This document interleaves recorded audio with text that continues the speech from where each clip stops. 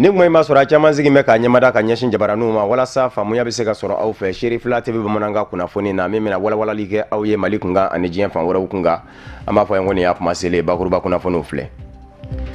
Diɲɛ silamɛ jamanaw ka wasabulonw ka jɛkulu u kama ko UPCI olu ka ɲɔgɔn bɛɛ min kɛ an ka jamana faaba kɔnɔ Bamakɔ janvier kalo tile 27 na tile 28 nka yan'o cɛ an balakaw minnu bɛ yen ni silamɛw don wasabulon kɔnɔ wasadenw na olu fɛnɛ ka lajɛ 6nan kɛnɛ sigira sen kan Centre International de Conférence de Bamako CICB la ka bɛn ni araba don janvier kalo tile 25 ye.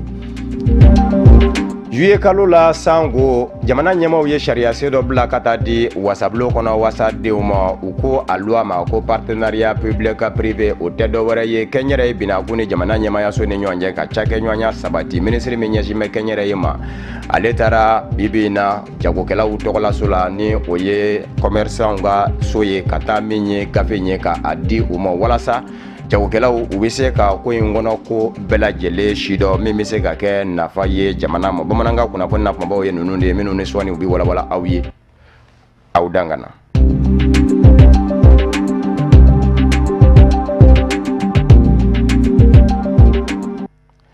Silamɛ jamanaw ka wasabulonw ka jɛkulu u kama ko UPCI o ka lajɛ 12nan kɛnɛ bɛ sigi sen kan ka bɛn ni janvier kalo tile 27 na tile 28 ye nka yanni o cɛ an ka jamana yɛrɛ kɔnɔ ka bɛn ni arabadon janvier kalo tile 25 ye an balakaw minnu bɛ yen ni wasadenw don wasabulon kɔnɔ silamɛw la olu fana ye u ka lajɛ 6nan kɛnɛ jujɔ ka bɛn ni o arabadon janvier kalo tile 25 ye sigi kun tɛ dɔwɛrɛ ye degun minnu bɛ an balakaw ka diɲɛ ɲɛfɛ aya olu degun bɛ se ka wuli cogo sɔrɔ cogo min ni u ka hakili jagabo ni fɛɛrɛw diliw ye aya ko in dabɔra o de kama barisabu ka da ka balakaw yɛrɛw bolo ni ye diɲɛ fanw da k'u lajɛ bi i b'a ye k'a fɔ degun camanw bɛ yen yɔrɔ caman diɲɛ kɔnɔ mugu ni kisɛ talen do ye min ye an balakaw ye u bɛ degun sɔrɔ olu kow taabolow la o tɛmɛnen kɔfɛ mangama jamana ma degunniw manga kɛra sababu ye ka maa minnu kɛ k'u ka jamanaw bila ka taa bisimila minɛ diɲɛ fan wɛrɛw fɛ olu ka kow bɛɛ senna wa an balakaw y'a yira k'a fɔ a tɔɔrɔ ninnu kɔlɔlɔ fanba taba ye olu de ye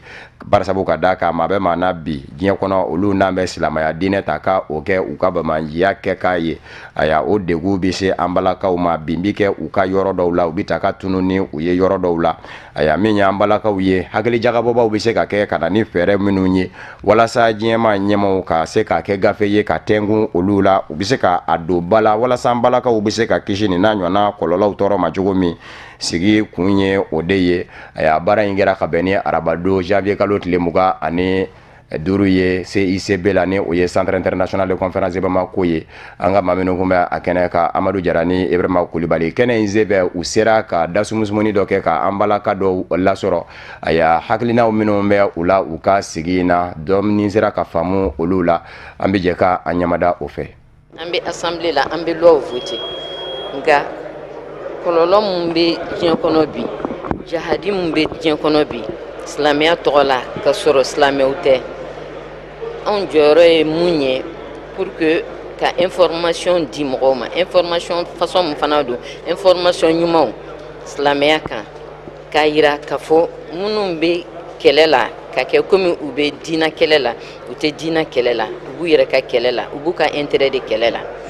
anw fana ta ye mun ye an b'a yira ɲɛmɔgɔw la k'a fɔ u bɛ kɛlɛ mun na an ka kɛlɛ tɛ silamɛya ka kɛlɛ tɛ u b'u ka intérêt ko dɔrɔn de la an fana jɔyɔrɔ ye mun y'a la an b'an denw lafaamuya k'a fɔ u k'u sen bɔ nin ko ninnu na kosɛbɛ u tɛ silamɛya taabolo tɛ donc an kɔni bɛ yan nɔ an ni muso wɛrɛw bɛ yan silamɛ muso wɛrɛw bɛ Mali kɔnɔ bi arabu saudiya b'a la Iran b'a la Palestine b'a la Afrique silamɛ dugu caman presque o musow bɛɛ bɛ yan an bɛ silamɛya ni a lafaamuyali denmisɛnnin minnu u bɛ walejugu ninnu poser k'a yir'u la k'a fɔ vraiment kosɛbɛ u tɛ u k'u sen bɔ nin ko ninnu na hali n'u b'a kɛ u kana kɛ ni silamɛya tɔgɔ ye. Mali bɔra ka sommet France Afrique kɛ sisan a kɛra mɔgɔw kɔnɔ k'a tɛ se ka kɛ parce que a fɔra ko Mali jamana kɛlɛ bɛ yen terrorisme bɛ yen a ma ɲɛ hali a tɛ dɔgɔkun kelen bɔ min kɛra Gawo aw yɛrɛ y'o mɛn kasara min y'an sɔrɔ o kɛlen min kɛ a kɛra mɔgɔw kɔnɔ ko UPCI fana ka réunion tɛ se ka kɛ mais mɔgɔ ko k'i bɛ na mɔgɔ si m'a ta bɔ a ma bɛɛ nana o kɔrɔ ye k'a fɔ ko mɔgɔw bɛ Mali fɛ o kɔrɔ ye k'a fɔ ko mɔgɔw bɛnnen don ka ɲɔgɔn tigɛ di ɲɔgɔn ma pour que terrorisme ka ban musow ka réunion mun na ne wasa dɔlen b'a la et puis a bɛ nisɔndiya mun na a bɛ nisɔndiya parce que min bɛ jamana kan bi ne m'a fɔ ko tɔw tɛ solution ye dɛ mais ne bolo musow o y'a solution ba ye mun na barisa musow de bɛ denw wolo musow de cɛw ye cɛw ye musow balamaw bɛ yen ko fɛn fɛn bɛ ka kɛ bi yɔrɔ dɔw bɛ yen musow de bɛ taa k'u exploser donc terroristes bɛ musow utiliser donc n'a musow bɛɛ bɛnna la n'a musow bɛɛ jɛra n'a musow bɛɛ y'a dɔn k'a fɔ ko solution bɛ musow bolo je crois que an bɛ se ka bɛn terrorisme fana bɛ se ka ban jamana la parce que an minnu ye parlementaire ye an bɛ se k'a fɔ ko an bɛ se ka kuma musow tɔgɔ la mun na légitimité b'an bolo an élulen don assemblée kɔnɔ an bɛ disposition caman ta ka musow dɛmɛ mais il faut que halisa an ka jigi jamana région kɔnɔ ani village kɔnɔ ani cases kɔnɔ pour que an bɛ campagne kɛ cogo min mɔgɔw ka voter ye an k'o campagne kelen kɛ k'a fɔ ko an man kan ka sɔn an denw ka utiliser terroriste fɛ mais pour que o fana ka se ka kɛ an minnu ye député ye ani gouvernement an ka kan kantigɛ di ɲɔgɔn ma ka baara di denmisɛnninw ma député minnu kɛlen bɛ ka u yɛrɛ silamɛya tɔgɔ la dɔw kɛlen bɛ ka jɛkulu dɔ sigi député bulon kɔnɔna la n'u bɛ silamɛya question traité donc alhamdulillah an y'an yɛrɛ sɔrɔ a kɔnɔ an invité an nana jaabi lamɛn a diyara an ye fana parce que an ye kuma dɔw mɛn olu y'an nimisi wasa misaliya kelen na an ka jamanaba min bɛ yen nɔ ni mɔgɔ caman ni silamɛ caman bɛ identifier la n'o ye Arabie Saoudite ye olu ka représentant kumanen u y'a jira k'a fɔ ko vraiment musow b'olu ka parlement na sisan donc o ye ko ye ko minnu ye ko kura ye musow bɛ commerce la u y'a ye k'a fɔ musow bɛ se ka feere kɛ sisan musow bɛ bɔ u bɛ se k'u sen don instance de prise de décision na donc o b'a jira k'a fɔ ko musow tɛ bolo kɔfɛ fɛn ye donc olu minnu ye restriction kɛ bi n'olu bɛ k'a foni donc ni a dilen don anw ma yan nɔ ka ban a labilalen don anw ye pourquoi anw bɛ an yɛrɛ diya la donc muso ye so pilier dɔ ye donc an bɛ ala deli muso an b'a ɲini musow fɛ u ka bɔ k'u sen don instance de décision na jamana tɛ se ka taa muso kɔ n bɛ wele bila musow ma toujours an b'u wele u ka situation c'est à dire que u k'u sen don jamana ko la jamana tɛ taa musow kɔ du tɛ taa muso kɔ cogo min na jamana yɛrɛ fana tɛ taa muso kɔ vraiment an b'a fɔ musow ye u ka bɔ u k'u hakili dayɛlɛ k'u hakili dayɛlɛ u ka kunu ka bɛn ni jamana ko ye an nalen min kɛra bi an ye min faamuya ko la muso ka place ka di muso ma muso ale de bɛ lamɔ kɛ muso ale de bɛ to muso kɛlɛ la muso ale de bɛ ko caman laɲini duniya kɔnɔ ni muso place dira muso ma ko bɛ nɔgɔya an b'a fɛ ka weleweleda min bila ni terroriste ko kuma min bɛ sen na u ɲɛna k'a fɔ ko terroriste ye islam de islam tɛ terroriste ye islam ye la paix de ye la paix a tɛ se ka kɛ terroriste ko ye bon anw musow bi kɔni alhamdulilahi rabil alamina faamuyali kɛra la an bɛ faamuyali ɲini tuguni musow fɛ ka taa paix kan fanfɛla la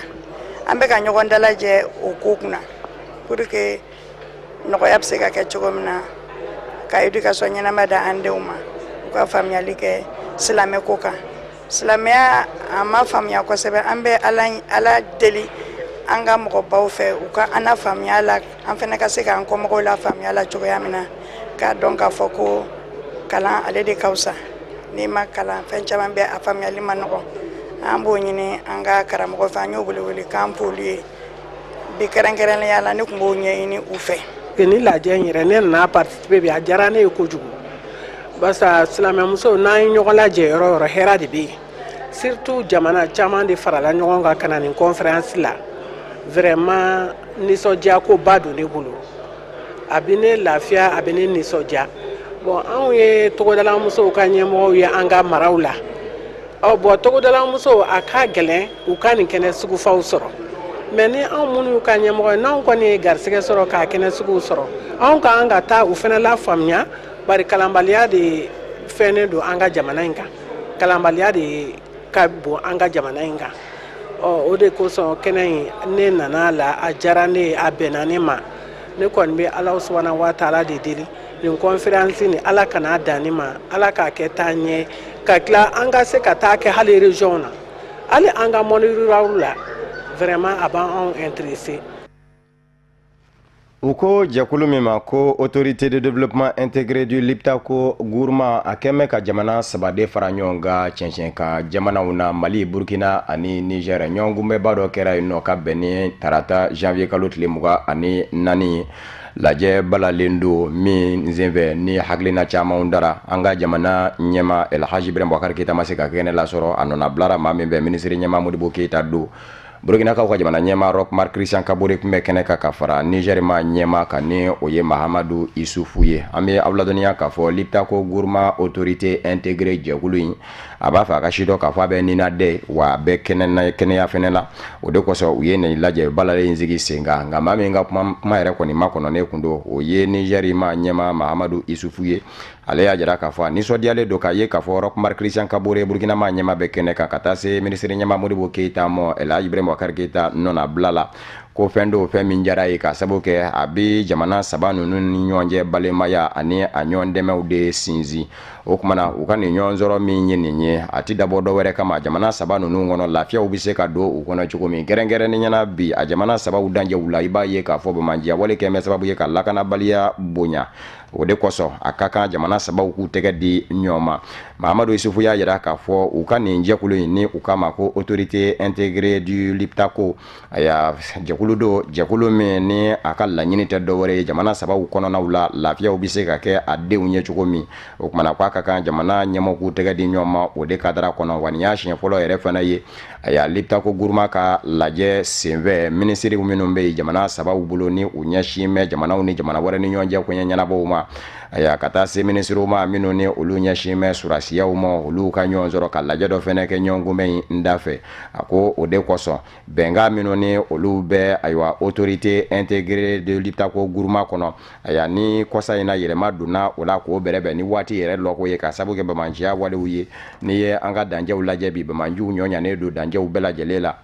min ye ŋaniya juguw ye aya olu fɛnɛ bɛ ka kokolonw boloda jamana danjɛw bɛɛ lajɛlen la o kuma na min ye Liptako Gourma ma ɲɛmaw ye u b'a fɛ don nataw la ka lajɛ ka kɛlɛbolo dɔ de bɔ k'o jɔ u ko min ma ko force mixte multinationale a bi jamana 3 fara ɲɔgɔn kan Mali, Burkina ani Niger minnu mina danjɛ ninnu lakana o kuma na ko o ni Faransikaw ka opération Barkhane ani diɲɛseleke naani tɔnba Nations Unies ka basigili jɛkulu MINUSMA min b'an fɛ yan n'olu na jɛ k'u tɛgɛ di ɲɔgɔn ma ni ka baaraw kɛ nka u ko ko u bi wele bila ka ɲɛsin diɲɛseleke naani setigi jamanaw fɛnɛ ma dɛmɛ ka kɛ ka ɲɛsin u ma barisabu ka da kan a ka kan olu ka wuli k'u jɔ ka baara kunfɔlɔ kɔni sigi sen kan ka sabu kɛ a ye dɛmɛ ka wara la k'a fa o b'a sɔrɔ a kunyanfa de b'i bolo aya ni olu kɔni ye kunyanfa in minɛ a ka kan maaw fɛnɛ kana dɛmɛ don u la o kumana ko u bi dɛmɛ ɲini diɲɛseleke naani setigi jamanaw na tɔnbaw fɛ. An y'a fɔ ye bakuruba kunnafoniw na sango an ka jamana ɲɛmaw ye sariyasen dɔ bila ka taa di wasadenw ma wasabilo kɔnɔ u ka min don bala u ko a sariyasen ma ko partenariat public privé o tɛ dɔwɛrɛ ye hali bi jakɛɲɔgɔnya a bɛ se ka sabati an ka jamana ɲɛmaw ni kɛnyɛrɛye tigilamaw ni ɲɔgɔn cɛ n'a ma ɲa k'a fɔ a donna bala minisiri min ɲɛsin bɛ kɛnyɛrɛye binaku ma ko Konima Sidibe ale y'a se ta ka se jagokɛlaw tɔgɔlaso la ni o ye chambre du commerce et d'industrie du Mali ye ka taa sariyasen in kɔnɔ kumaw di a mɔ a bɛ se ka a lase a ka tɔndenw ma ni o ye Mali jagokɛlaw ye an bɛ aw ladɔnniya k'a fɔ nin sariyasen kura min lɛ nin ye ni a tora ka don bala bɛɛ a n'a kɛ nafaba ye ka sabu kɛ fɛɛrɛ caman de bɛɛ kɔnɔ minnu ni olu ma na to ka labaara jagokɛlaw a ka ca la u bɛ sɔn ka a y'a nɛmuni kɛ o de kosɔn min ye Konima Sidibe ye a ye a lajɛ ka kuma ɲɔgɔnya ka o don ani chambre du commerce et d'industrie du Mali ni ɲɔgɔn cɛ an ka maa minnu kun bɛ a kɛnɛ kan ni olu ye a baara seereya ka bɛn ni tarata janvier kalo tile 24 ye Kafunɛ Bacili ani Ibrahima Kulibali don. Gouvernement sariya dɔ ta décembre kɔnɔ décembre tɛmɛnen ko partenariat public privé ko kɛnyɛrɛ ɲɛmɔgɔw no gouvernement k'u bolo di ɲɔgɔn ma ka projet baw dilan a tun tɛ se ka kɛ ni sariya tɛ sariya in taara ni chambre président ani opérateur économique ka ɲɛmɔgɔ tɔw CNPM président an bɛn'a kan sariya in an kana d'u ma bɛɛ k'a ye nin min kɛtɔ filɛ nin ye mɔgɔ caman t'a kalama olu bɛɛ de bɛna bɔ a kalama an ye fɛn caman f'u ye sariya in kan bari fɛn dɔw bɛ yen gouvernement kelen tɛ se ka kɛ état kelen tɛ se ka kɛ an b'a ɲini an ka opérateur fɛ u ka sariya ɲini k'a dɔn k'a kɔnɔta dɔn u ka na u ni gouvernement ka baara kɛ ɲɔgɔn fɛ projet dɔw bɛ yen an bɛ se k'o dilan ɲɔgɔn fɛ mais misali la n y'a dɔn Bamakɔ circulation bi a ka gɛlɛn bon n'an ko an bɛ pont 4 kɛ sisan gouvernement kelen tɛ se ka kɛ bari a musaka ka bon kojugu gouvernement bɛ se ka kɛ peut-être san 5 san nata in kɔnɔ mais anw b'a fɛ sisan de mɔgɔw bɛ dugu in kɔnɔ bi privé mɔgɔw la o ko a wari b'u bolo u bɛ se ka gouvernement ka baara kɛ mun an t'a kɛ sisan donc o n'a ɲɔgɔnw caman de bɛ yen a dɔw bɛ se ka kɛ hali énergie n y'a dɔn courant ko fana ka gɛlɛn mɔgɔw bɛ yen ko k'olu bɛ se ka na ni centrale ye ka courant caman dilan ka pour que maliyɛnw k'a sɔrɔ k'a sɔrɔ gouvernement ka dɔrɔmɛ kelen ma don a la an kan k'o to kɔfɛ yan n y'a dɔn o si man ka to kɔfɛ dɛ misali la an ka jamana kɔnɔ État yɛrɛ kan ka fɛn bɛɛ kɛ mais ka da sɔrɔ dɔgɔyali kosɔn État y'i miiri jamana tɔw bɛ cogoya min na ni loi ɲɔgɔnna in bɛ jamana dɔw la depuis 1960 a bɛ dɔw fɛ depuis 1970 a y'u permet ka développement caman k'u fɛ yen nɔ misali la Bamakɔ 4 pont a kuma bɛ fɔra mais dans 10 ans 5 pont kuma bɛ fɔ donc u ye hakilijakabɔ ka nin loi in ta ka kɛ sariya bolo ye mun bɛ se k'u permettre olu ni mɔgɔ ka jɛ ka baara kɛ ɲɔgɔn fɛ a bannen ministre en charge de la promotion des investissements a y'an approché ko chambre bɛ fɛ ka na comme aw de ye secteur privé ka so fɔlɔ ye de façon officielle au point de vue de l'État la chambre de commerce représente l'ensemble du secteur privé an bɛna loi in di aw ma de façon officielle pour que aw k'a ta aw ka kɔnɔko jɛnsɛn jamana fan bɛɛ la bɛɛ ka bɔ a kalama bɛɛ ka bila niveau d'information na donc o loi ye o fɛn ɲɛnama ye mun nana an ka opérateur économique kama pour ka k'u dɛmɛ u ka baara la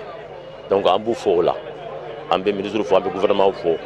o initiation ɲuman la parce que fɛn fɛn n'i y'a ye jamana taara ɲɛ opérateur économique dɔn ayi loi nin fana a bɛ opérateur économique couvrir beaucoup hali mɔgɔ minnu bɛ bɔ kɛnɛma opérateur économique minnu bɛ bɔ kɛnɛma kɔfɛla la ka na an bara yan nɔ sanni u bɛna investigation kɛ la loi a prévu que wajibi dɔ u ka an sen don a la an opérateur minnu maliyɛn don k'u an sen don a la donc o loi ni on ne peut que dire que o loi ni ɲɛna a ka ɲɛ ma an bɛ gouvernement remercier par rapport à ça.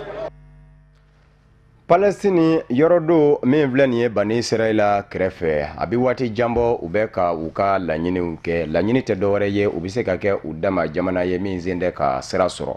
nka diɲɛ kɔnɔ jɛkulu dɔ sigilen don sen kan u ko min ma ko comité permanent de la Palestine ka bɛn ni diɲɛ silamɛ jamanaw ka wasabilenw ka jɛkulu ka ɲɔgɔn bɛ 12 ye min bɛna sigi sen kan an ka jamana faaba kɔnɔ janvier kalo tile 27 na tile 28 min ye jɛkulu in ye a y'a wasaden dɔw u ye hakili jagabɔw kɛ a y'a fɛɛrɛw minnu ni olu kan ka sɔrɔ kɛrɛnkɛrɛnnen ɲɛna bibi in na waleyaw minnu ni olu bɛ palestinikaw kan olu bɛ se ka sidɔn ka furakɛ cogo sɔrɔ u la cogo minnu na an ka maa min bɛ walawalali kɛ an ye a ko kun ka Usmani Zogo de don. Palestine jamana a bɛ gɛlɛya kɔnɔ a bɛ ka bɛn ani basigi ɲini a bɛ san damadɔ bɔ Union parlementaire de l'organisation de la coopération islamique UPC o babu sentigi ka fɔla n'o ye wasadenw ka fara ɲɔgɔn ka jɛkulu ye alisilamɛ tɔn kɔnɔ o ɲɛ kan ka ɲini Palestine ka koɲɛw la mun bɛna to senna badabada ka kɛɲɛ ni silamɛw ka fara ɲɔgɔn kan ye Palestine jamanadenw kɔni bɛ a kanu bi kuma ɲɔgɔnyaw ka se ka dayɛlɛ jamanaden yɛrɛ damaw ni ɲɔgɔn cɛ o sira kan u b'a kanu Jérusalem kɔrɔyanfan o ka kɛ jamana faba ye ani Palestine jamana ka lakodɔn diɲɛ jamana bɛɛ fɛ n'a ka yɛrɛma hɔrɔnyaw ye ninnu de ye laɲini na kumabaw ye Palestine ka denw nana ni minnu ye kɛnɛ kan ni wasadenw bɛ ka hakili dɔyɔrɔ sɔrɔ a kɔnɔ jamana wasaden bɛ n'o ye Amadu Cham ye wa kɛnɛ labɛnba dɔ kun don a ye a jira a ka kɔrɔfɔ la k'a fɔ da sera hakilina wɛrɛw ma n'o de bɛɛ ani bolodi ɲɔgɔnma ka se ka kɛ Palestine ka denw yɛrɛ dama ni ɲɔgɔn cɛ jamana kɔnɔ o tɛmɛnen kɔ nafa wɛrɛw yera ka se ka sira caman bɔ jamanaw ni ɲɔgɔn cɛ jɛkulu in kɔnɔ kɛrɛnkɛrɛnnenya la politiki ko bina k'u kan o ka kɛ sababu ye silamɛ jamanaw ka fara ɲɔgɔn kan ka se ka Palestine jamana jɔ ani da magara kɔrɔfɔ wɛrɛw la n'o de ye ka se ka alamadenya ka hakɛw la pasa yɔrɔ la yɔrɔ min n'u b'a wele ko bande Gaza maa minnu ye babu ta kɛnɛ kan u ye a laɲini bande Gaza yɔrɔ min fɔra a ka se ka jɔ ani fɛɛrɛ wɛrɛ ka ɲini k'a bɔ gɛlɛya kɔnɔ mun tɛ maramafɛn ka siraw ye olu bɛɛ lajɛlen tɛmɛnen kɔ u y'a laɲini jamana minnu bɛ nin jɛkulu in kɔnɔ n'o ye UPCI ye Palestine jamana ka tarikuw ka se ka kala olu ka lakɔlisow kɔnɔ ka se ka maaw walawala ani ka faamu d'u ma Palestine jamana kan o ka se ka kɛ sababuba ye bɛn mun ni jamana in bɛ ka ɲini a bɛ san camanw bɔ o ka se ka sabati a kɔnɔ. Kulukorokaw fɛ denmisɛnnin minnu bɛ ni dali masa y'u gɛrɛzigɛ kɛ boboya ye ladoncogo de bɛ ka ɲini olu la ni u tɔgɔla lɔkɔliso jɔli ye hakilina ɲuman taba tɛ maa wɛrɛ ye an balaka don u k'a ma ko madama Jabenta Binta Daɲogo ale yɛrɛ de ye lɔkɔliso in tigi ye a kɔni bɛ wuli ka jɔw bɛɛ la ka fɛnw kɛ sennaw ye min bɛ se k'a to nin funɛgɛni ninnu nin denmisɛnnin ninnu minnu ni nin bana in bɛ u la ni o ye boboya ye a dɔw ye mɛn k'u to ni u yɛrɛ ye ten a bara ta ni u ladonna ka ɲɛ a ka ca la Ala fɛ u bɛ se ka kalan kɛ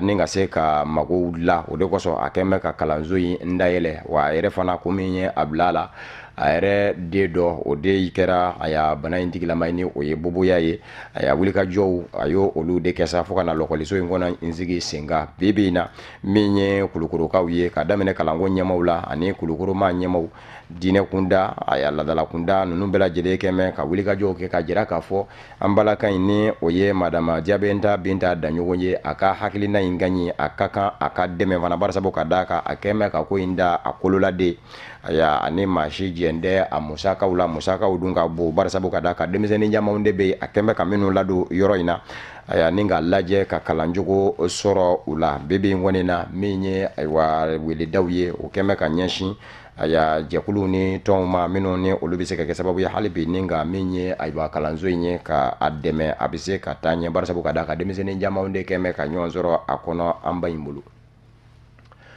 O de b'an sɛnsɛn ka se diɲɛ fan wɛrɛ kunnafoniw sɔrɔli ma ka da u tulo kan k'a fɔ Kodowari jamana kɔnɔ maa minnu kɛ mɛn ka baara bila foroba cakɛlaw la hali bi u ni jamana ɲɛmaayaso ma se ka ɲɔgɔn faamu u y'a jira k'a fɔ ko yɛrɛ sen bɛ yɔrɔ min na bi sa olu ni minisiri ɲɛmaa ka sigi tɛ bilen u ni jamana foroba cako minisiri ka sigi tɛ bilen olu mago bɛ maa ɲɛmaa wɛrɛw de la min tɛ olu si ye kɛrɛnkɛrɛnnen ɲɛna ni Alassane Dramane Ouattara ma sɔrɔ jamana ɲɛmaa a ka dan ka Daniel Kablanden kan o ka se ka sɔrɔ u n'o ka kuma gwɛlɛya in bɛ fa min fɛ o ye kɛrɛnkɛrɛnnen ɲɛna yɔrɔ wɔɔrɔw minnu bɛ yen nɔ ni kuma kan ka kɛ olu ka filaw bɛ yen minnu gwɛlɛyalen don ni u tɛ ka se ka ɲɛnabɔ o filaw la fɔlɔ o ye k'a lajɛ aya tɔrɔmɔɲɔw minnu ni olu dɔw dulonnen don kabini san caman o ka lajɛ ka o di u ma o tɛmɛnen kɔfɛ min ye dɔ fara nsarangaw ye fana o ka kɛ musaka bɛ t'i jɔ sɛfawari miliyari 200 ani miliyari 70 de la u lajɛ ko u bɛ sigi tarata janvier kalo tile 24 u ni minisiri ɲɛmaa ma se ka ɲɔgɔn faamu o kumana ko u bɛ a ɲini sa jamana ɲɛmaa ni o ye Alassane Dramane Ouattara ye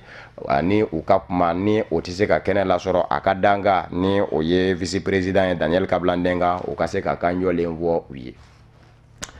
Ali bi o Kodowari jamana kelen kɔnɔ Marako jamana kɔni bɛ ka dɔncogo ɲini cogo bɛɛ lajɛlen la farafinna tɔnba Union Africaine kɔnɔ n'a ma ɲa k'a fɔ janvier kalo tile 30 a n'a tile 31 Ethiopie faaba la Addis Abeba farafinna tɔnba Union Africaine ka ɲɔgɔn bɛɛ bɛ kɛ wa Marako jamana fɛnɛ b'a fɛ ka don ka bɛn ni o de barisabu ka da ka farafinna ma ɲɛmɔgɔ de bɛna lajɛ n'o y'a sɔrɔ la Maroko ni doni ka wali kelen ani doni manga a bɔlen kɔfɛ san 1984 ka sabu kɛ République Arabe Saharawi ni o ye kɔnɔ ye ani Espagne ni ɲɔgɔn cɛ o y'a jira k'a fɔ a bɛ yɛrɛ ta ka bɔ Maroc la ni farafinna tɔnba Union Africaine o doni kama min wele ko Organisation de l'Unité Africaine OUA o jɛna ni o doni ye tɔ in kɔnɔ bɛɛ Maroc jamana y'a yɛrɛ ta nka bi na Mohamed Sisi kɔni b'a fɛ u ka segin ka don minisiri min bɛ Marocains fɛ ni a ɲɛsin bɛ jamana ni jamana wɛrɛ ni ɲɔgɔn cɛ kɔɲɔ ɲɛnabɔw ma ni o ye Salah Eden Mezouari ye a ka Abidjan dama senfɛ a ko kuma tɛ tila ye kelen don k'a da jamana ɲɛmaa Alassane Dramane Ouattara tulo kan k'a fɔ Maroc b'a fɛ ka don wa jigi bɛ Alassane Dramane Ouattara n'a ka jamana ka kolo wari a ka dɛmɛ ni kuma min na ni farafinna jamana ɲɛmaaw ye ɲɔgɔn sɔrɔ a ko dala an bɛ aw ladɔnniya k'a fɔ Maroc yɛrɛ jamana kɔnɔ wasabulon kɔnɔ a y'a siraw minnu ni olu kan ka minɛ a y'a olu bɛɛ lajɛlen kɔni minɛna ka ban ko tɔ kɔni ye dɔrɔn farafinna ma ɲɛmaaw de ka jɛn a ye u ka ɲɔgɔn sɔrɔ senfɛ min bɛ kɛ Ethiopie faaba la Addis Abeba. Tunisie jamana kɔnɔ wasabulon ye a lajɛ ka jɛkulu dɔ sigi sen kan min bɛna jateminɛ kɛ mɔɔw la maa minnu bɛ yen nɔ ni olu bɛ denmisɛnninw kolokolo ka kɛ bamanciya wale ka kɛrɛnkɛrɛnnen ɲɛna Siri jamana Iraki jamana ani Libi jamana maa minnu bɛ o mɔɔw la Tunisie jamana kɔnɔ ni olu de bɛ denmisɛnninw bila ka taa ye u ka se ka sɛgɛsɛgɛ k'u si dɔn maa caman kɛ nkɔmɛ ka bolongɔniden ɲɛsin fanga ɲini jɛkulu min ma u ko a ma ko Ennahda a kɛn bɛ ka silamɛya diinɛ birifini biri a yɛrɛ kan wa a kun ye jamana yɛrɛ maraka tɛmɛ kwasada ina di ni da tunese fanga ɲini jakulu nana kana bi ka bɔ fanga na ko enada fanga ɲini jakulu ko ale bi sɔn ka kɛ ko in gɛba ye nka enada ma ɲɛmaw ye a jira k'a fɔ olu jɔrɔn dɛ sɛgɛsɛgɛli jakulu in ma na ka baara daminɛ tuma min na u jaba jɛlen don wa min ye siga fansi ye o tɛ olu la u ma denmisɛnnin foyi bila Tunisie ka denw na ka taa bamanjiya bɔli la maa caman kɔni y'a jira k'a fɔ sɛgɛsɛgɛli jakulu in tɛna se ka nɔbɔ barisabu ka da kan o n'a ɲɔgɔnna seba tɛna ye a bolo a ko barisabu ka da kan sɛgɛsɛgɛlikɛ jakulu fɛn o fɛn sigira sen ka Tunisie wasabolo fɛ ko a si ma se ka nɔbɔ kɛrɛnkɛrɛnni ɲɛna a maa min bɛ wele ko Shokiri Belayida ale kɔni sina ka fa cogoya dɔ la a fa cogo ma dɔn wa hali sini maa minnu kɛra a fabaw ye olu ma se ka dɔn Lagdar Brahimi fɛnɛ bɛ o cogo kelen na ninnu ye politiki ɲɛmaa fila ye minnu fara u fa cogo ma dɔn Camerounkaw ka jamana ɲɛmaa Paul Biya ye hakilina ta k'a fɔ jɛkulu kɛrɛnkɛrɛnnen dɔ bɛna sigi sen kan Cameroun jamana kɔnɔ min bɛna lajɛ ka kan caman fɔ ka don ba la barisabu ka da ka bibi na Cameroun jamana kɔnɔ n'i y'a lajɛ i b'a ye k'a fɔ gwɛlɛyaba bɛ maa minnu bɛ yen nɔ ni olu bɛ mara fila la ni anglais fɔlaw don barisabu ka da ka Cameroun jamana yɛrɛ marala nazarala jamana fila de fɛ Faransi ani Angleterre san 1960 waatiw la tuma min na ni jɔnyaw bɛ sen na a y'a yɔrɔw minnu bɛ yen nɔ ni olu marala anglais fɛ o bɛ marabolo fila de la bi a y'a yɔrɔ 8 bɛ yen a y'a olu marala Faransikaw fɛ a y'a min ye marabolo fila minnu ye anglais fɔma yɔrɔw ye a ma bi ti jɔ maa 5,000,000 la Cameroun ka denw na kɔsa na olu de ka wuli ka jɔ cayalen don kɛrɛnkɛrɛnni ɲɛna Bamendakaw koyi ka jira k'a fɔ u jɔn bɛ u niyɔrɔ la a y'a lahɔrɔma bɛ lahɔrɔma la o tɛ ka jɔ olu anglais kan fɔlaw ye Cameroun ka denya kɔnɔ o kumana k'u ka laɲini ye fɛn min ye n'a ma ɲa k'a fɔ ko tɛ ka se ka ɲɛ sɔrɔ bɛɛ fédéralisme ni o ye ka lajɛ ka u kɛ u dama ko ye jamana kɔnɔ o ka jɔ u ye nka Paul Biya kɔni ngalen ka don k'o tɛ kɛ a ka jamana kɔnɔ o kumana nin jɛkulu kɛrɛnkɛrɛnni min bɛna sigi sen kan a y'a u bɛna lajɛ de ka seko ni dɔnko min bɛ jamanaw kɔnɔ ani kan minnu bɛ jamana kɔnɔ ka lajɛ k'o kanw don bala la o na kɛ sababu ye ka marabolo fila ninnu a anglais kan fɔlaw ka se ka dɔ bɔ u ka wuli ka jɔw la nka bibi kɔni na Bamenda kɔni a y'a marabolo in kɔni kɔnɔ kuma bɛɛ wuli ka jɔw kɔni bɛ sen na ye Amerika ka jamana ɲɛmaa kura Donald Trump a don so jɛma kɔnɔ Maison Blanche jamana ɲɛmaaya daga yɔrɔ a sina ka sariya se dɔw ta min digin bɛ an balakaw la Amerika jamana kɔrɔ kɛrɛnkɛrɛnnen ɲɛna don dɛmɛnenw na a dagalen kun do sariya se dɔ sababu la k'a fɔ n'a jari ye musomani a bɛ se ka kɔnɔ jɔ sira la ni o ye kɔnɔ tiɲɛ n'a ɲɔna ye o dagalen kun do Amerika jamana kɔnɔ Donald Trump n'an b'a jira k'a fɔ bebe na o bɛna lajɛ k'o dan sira la de jɛnti kɛ ni a ye maa si fɛ bilen i k'a lajɛ k'a fɔ n'a y'i ja i bɛ sin k'i kɔnɔ dansara la ka kɔnɔ tiɲɛ k'o t'i kɛ bilen balakaw de kɛn bɛ ka wuli ka jɔw de caya ka fa bɛɛ lajɛlen de kɛ senɔ ye sa ko Donald Trump n'a mɛn ni o hakilina min ye k'a bɛna kɛ sababu ye ka ko caman bali wali kelen u yɛrɛw bolo u ko fɛn min ma ko u ka hakɛ k'a na kɛ sababu ye ka o caman dansira la an bɛ aw ladɔnniya k'a fɔ Donald Trump a ka nin hakilina in ni o ye k'a lajɛ min ye musomani ka kɔnɔ danni ye sira la gɛrɛsigɛ danni ye sira la ka a jɔ a y'a ko ka a bɔ sariya yɛrɛ kɔnɔ a ka bila ɲangi ka bolo ka jɛnti kɛ ni a ye bilen a ti tali kɛ dɔwɛrɛ kan kɛrɛnkɛrɛnni ɲɛna maa minnu bɛ kɛnɛya tigilamaw la ni olu ka baara don ka maa lase olu ma u bɛ se ka gɛrɛsigɛ in dan sira la don nataw la a man kan bilen o ka kɛ nka balakaw yɛrɛ kɔni bolo Amerika jamana kɔni kɔnɔ olu ka hakɛ don min ni maga man ka kɛ a la o de kosɔn u bɔra ka fan caman kɛ senɔw kɔni ye ka jira k'a fɔ Donald Trump nali bɛ kɛ sababu ye ka olu ka hakɛ caman don ngalama na wa don nataw la yɛrɛ Donald Trump sega kɛlen don a la k'a fɔ jamana kurubulonba ni o ye Cour suprême ye a b'a fɛ ka na ni kiiri ɲɛmaa dɔ ye kiiri ɲɛmaa min tɛ ko nɔgɔndigi ye yanni u tora ka na bɛɛ balakaw yɛrɛw bolo olu ka hakɛ caman bɛ yen ko dadigina kɛ o la o de kosɔn u bilama kɔni gɛn bɛ ka fa bɛɛ lajɛlen kɔni kɛ senɔ ye wa ko in ma da Amerika jamana dama mɔ nazarala jamana de ka dɔgɔ balakaw ma bɔ ka nisɔngoya taamaw sigi sen kan yɔrɔw minnu na nka min ye Donald Trump kɔni ye a ye tɛgɛ nɔ bila gafe in kɔni na ka ban o de bi dansigi bamanankan kunnafoni na min farala ɲɔgɔn kan ka lase aw ma kunnafoni diso ɲɛmaya so fɛ ka bɛn ni nin kuma in ye ka wale ɲuman dɔbɔli kɛ ka ɲɛsin aw ma Mali kɔnɔ ani Mali kɔ kan aw minnu bɛ yen n'a kɛ n kun bɛ ka ɲɛmada ka ɲɛsin jabaraniw ma walasa faamuya bɛ se ka sɔrɔ aw fɛ Seri Fila TV bamanankan kunnafoni na laseli wɛrɛ an bɛ ɲɔgɔn sɔrɔ yan'o cɛ a k'an bɛɛ diɲɛ waati wɛrɛ n'Ala sɔnna a ma